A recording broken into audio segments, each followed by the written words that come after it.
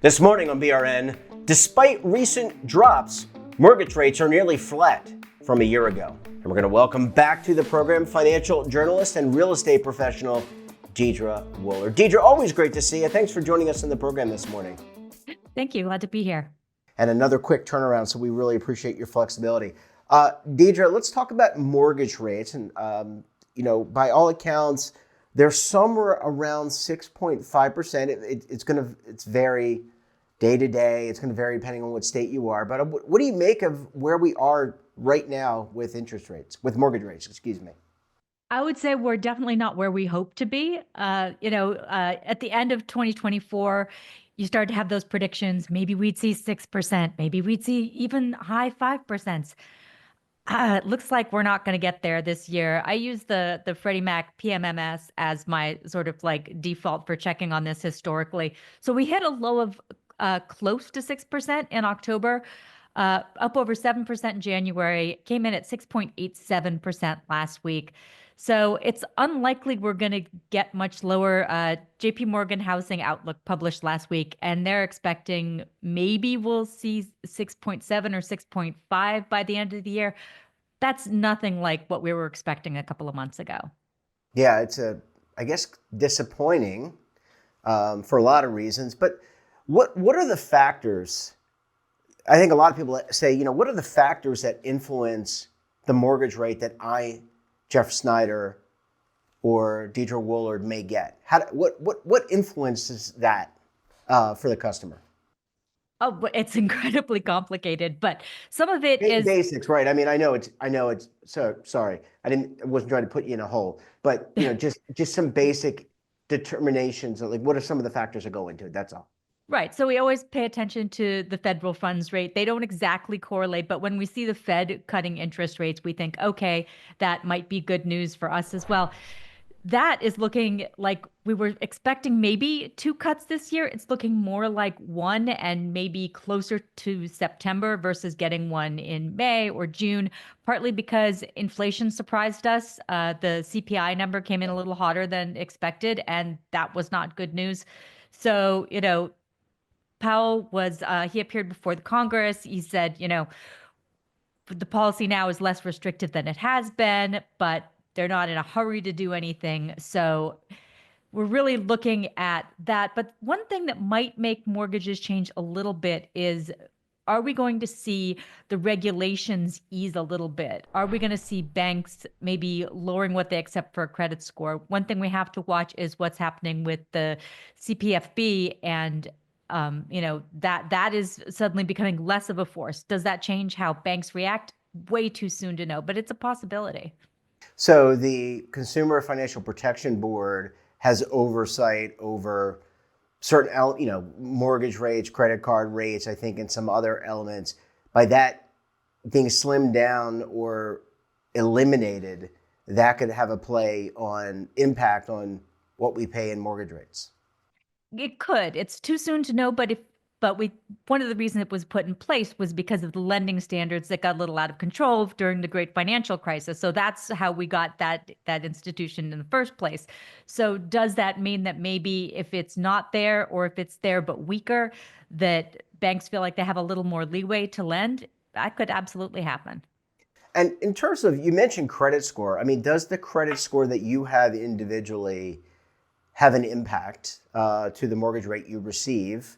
And do you have a period of time, like say your credit score right now is 750, but you're going to buy a house 9 months from now? Do you have a time to improve that credit score, and can you improve it in 6, 8, 9 months?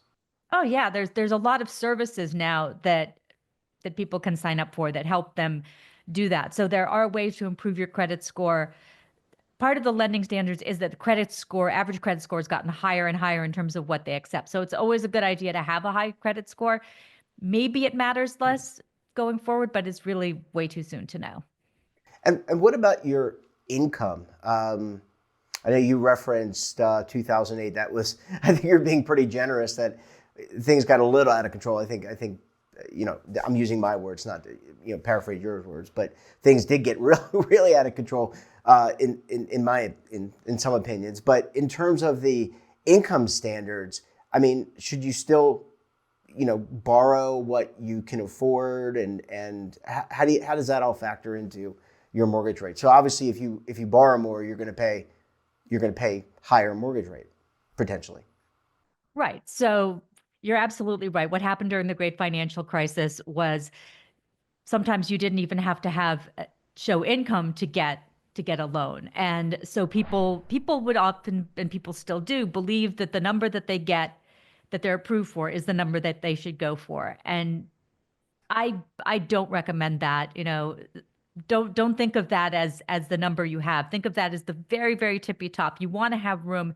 You want to really focus on what you can afford, what the rate will be monthly, and you have to build in life's problems, life's contingencies. You have to have an emergency fund. You have to have a maintenance fund for your house because, your water heater could blow or something like that. So just because you get approved for a number, that's not the number that you should say you need to have. And Deidre, I mean, I guess depending on what area of the country you live in, I mean, the cost of housing, it I remember talking to you last year and the year before, the cost of housing was just going through the roof. Is that still the case in certain parts of the country, in all parts of the country, where certain areas are just, 1.5 times what they once were in terms of the cost of a home? Well, there's some interesting things happening with housing. So, again, last year's forecast, maybe we would have 10% growth in existing home sales because we saw such a low number last year. It's looking less like that because the mortgages won't go down.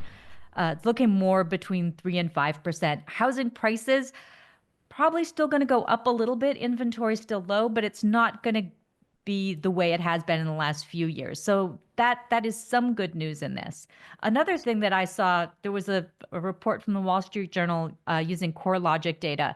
Nearly 73,000 homes were pulled off the market in December, which was up 64% year over year. A lot of people take their homes off the market during the holidays, but there are signs that people aren't getting the prices they want, and that varies by area dramatically. So, using that all as context, I mean, we could have a low buying season. I mean, spring, summer, aren't those times where people traditionally buy homes? I guess winter is not really the time. When kids are in school, people don't really want to buy a home. So, could we see a very low buying season, I guess? It's funny because kickoff used to be in April. Now they say it's after the Super Bowl. So people are already looking to see what the market's going to do. So far, not so great. Pending home sales from the NAR were down 5.5% in December. So it's still mortgage rates. Inventories at about a 3.5 month supply. But where it's rising is the places where real estate is really inflated. So Gulf Coast of Florida, parts of Texas, Denver, Colorado, where inventory is dropping, places where real estate is really cheap. Hartford, Connecticut, Rochester, New York, parts of Ohio. So it's starting to separate out a bit, which is a little bit similar to what we saw before the great financial crisis. Well, hopefully the past is not it's not prologue there. Deidre, let me ask, for those first time home buyers, are they going to sit on this? I mean, historically, you and I have joked about this. I mean, growing up as a kid in the 70s and 80s, double-digit mortgage rates were not unheard of. They were the norm. This is still historically low. So are people still going to sit on the sidelines, especially first-time home buyers? Well, one of the things that we keep tracking, and you and I have talked about, is the first time home buyer keeps getting older and older. So the first time home buyer is not getting that starter home anymore, and there are fewer starter homes on the market. So it all becomes a question of what you can afford. So first time homebuyers are definitely out there, but the competition is heavy and the amount of homes is small. And that's one of the reasons that a lot of them are also opting for new homes. New home sales are continuing to be relatively strong, and also new home inventory is better. And a lot of younger people really don't want the fixer uppers. So some of those homes are staying on the market longer. Yeah. Deidre, if I could just pivot for a second, what about rents? I mean, for those people who say, it's not the right time for me, mortgage rates are still higher than what they would envision. Are people renting more, and are you seeing rents go up? I know it's not necessarily correlated to the mortgage rates, but are people saying, you know what, I'm gonna rent again for another year or two? Well, some of that for multifamily, you had a lot of supply hit the market, mostly at the high end. So rents have stabilized a bit from where they were. The interesting thing to watch is also single family rentals, because if you can't buy a house, a lot of people are staying in single family rentals and they're staying there much longer than they would in an apartment. So what we're seeing is a lot of single family build to rent. So companies that are building homes and actually whole communities with the plan of having them just be single family rentals. And can you rent to buy like you do like when you buy a couch? Can you rent? You know what I mean? Like I'm serious. Can you like get into a home, rent it, and then ultimately have those rental payments translate into some type of equity? I mean, do people do that? I'm just trying to think of an They do. It's a very small portion, and yeah. there have been a couple of startups that have tried to do it, and it hasn't quite seemed to work out. I wish there were a reliable system for that. We haven't figured it out yet. And you mentioned, I mean, I don't know where that came from. I think I was watching a commercial for Rent-A-Center, and you could buy a couch anyway. Deidre, let me ask you about that. You mentioned some folks maybe not wanting to buy a home. When I think about buying a house, I think about the roof. I think about the hot water heater. What about other types of homes, condominiums and townhomes? Are those becoming more popular, less popular relative to the traditional home with the picket fence?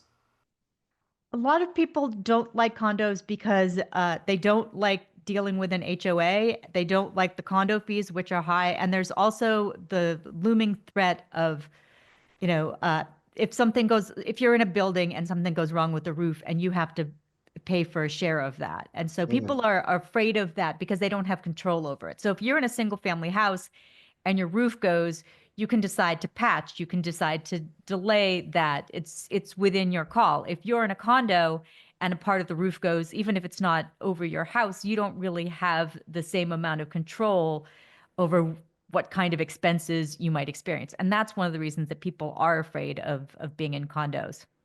And the townhome, is that a bridge? But is that a happy medium between the two? Between you have that home, you have a roof and everything, but you're still attached to another set of townhomes.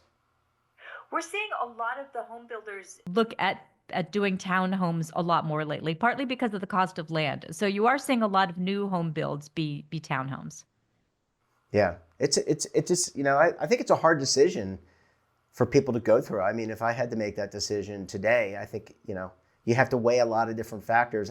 Personally, the HOA thing doesn't excite me. It seems to not excite a lot of people. I don't want to be pulled with other people, I guess, to say, yeah, that's just my personal opinion. My wife may feel differently. Deidre, we're going to have to leave there. You're always a great sport. Thanks so much for joining us, and we look forward to having you back on the program again very soon. Great. Thank you so much. And don't forget to subscribe to our daily newsletter, The Morning Pulse, for all the news in one place. Details, of course, at our website. And your subscription helps underwrite all this great BRN content. And we're back again tomorrow for another edition of BRN. Until then, I'm Jeff Snyder. Stay safe, keep on saving, and don't forget, roll with the changes.